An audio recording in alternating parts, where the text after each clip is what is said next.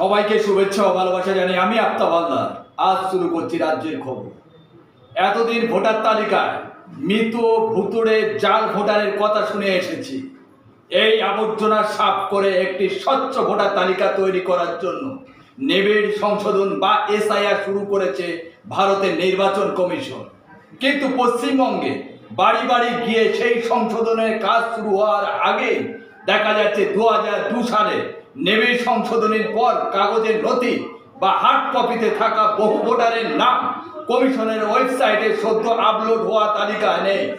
এই রাজ্যের শাসক দল তথা তৃণমূল কংগ্রেসে পেশ করা এই তথ্য প্রমাণ ও অভিযোগ যদি সঠিক হয় তবে ধরে নিতে হবে এসআইআর নিয়ে বিরোধীদের যাবতীয় আশঙ্কা যথেষ্ট ভিত্তি আছে। তৃণমূল তো বটে, এর পাশাপাশি কংগ্রেস এবং বামেদেরও আশঙ্কা একই। এ রাজ্যে বিধানসভা নির্বাচনে বিজেপিকে সুবিধা পাইয়ে দিতে এসআইআর মাধ্যমে কারচুপি করে লক্ষ লক্ষ আসল ভোটারের নাম বাদ দেওয়ার পরিকল্পনা করা হয়েছে। বিহারে এই কারচুপির মধ্যে লক্ষ লক্ষ মহিলা ও পিছিয়ে পড়া সম্প্রদায়ের মানুষের নাম কেটে দেওয়ার হয়েছে বলে অভিযোগ। এই আশঙ্কা পুরোপুরি উড়িয়ে দেওয়া যাচ্ছে না, কারণ মমতা বন্দ্যোপাধ্যায়ের দলে পেশ করা তথ্যে বড়সড় কেলেঙ্কারি রদ রয়েছে। এই রকম নানা রকম আশঙ্কা থেকে গোটা রাজ্যে আতঙ্ক ছড়িয়ে পড়ছে। এর ফলে কয়েকজন নাগরিক আত্মহত্যা করেছে বলে অভিযোগ সামনে এসেছে। কমিশন অবশ্য সব তথ্য আপলোড করা হয়নি বলে সাফাই দেওয়া হয়েছে কমিশনের তরফ থেকে। তবে বলতেই হবে, এ ধরনের যাবতীয় আশঙ্কা কাটিয়ে নাগরিকদের স্বস্তি দেওয়ার দায়িত্ব নির্বাচন কমিশনের, যাতে করে কমিশনের উপর পুরোপুরি আস্থা রাখতে পারেন ভোটাররা। এসআইআর একজন জেনুইন ভোটারের নাম ও বাদ যাবে না বলে কমিশন রাজ্যবাসীকে আশ্বাস বাণী শোনালেও যে তথ্য ও অভিযোগ সামনে এসেছে তা ভয়ঙ্কর।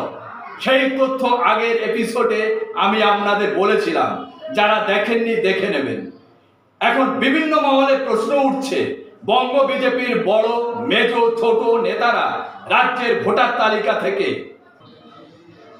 1.5 কোটি নাম বাদ যাওয়ার যে হুঙ্কার ছেড়েছিলেন কমিশনের প্রকাশিত হার্ড কপির সঙ্গে ওয়েবসাইটে অমিল কি তার সঙ্গে সঙ্গতি রেখেই প্রস্তুত করা হয়েছে? ভোটাররা তা জানতে চান। এভাবে ভোটারদের আশঙ্কার পারদ কেন চড়ানো হচ্ছে তাও জানতে চান ভোটাররা। পশ্চিমবঙ্গে 2002 সালে এসআইআর শেষ করতে সময় লেগেছিল 2 বছর, আর এবারে 3 মাসের মধ্যে কাজ শেষ করতে হবে। কেন এত তাড়াহুড়ো? তার কোনো উত্তরে নির্বাচনের কমিশনের কাছে তার কোনো উত্তর নেই। অথচ এই তাড়াহুড়োর জন্যে হয়তো বিহারের নথি দেখাতে না পারায় বহু মানুষ ভোটার তালিকা থেকে বাদ পড়েছে। এসআইআর নিয়ে একাধিক মামলা চলছে সুপ্রিম কোর্টে।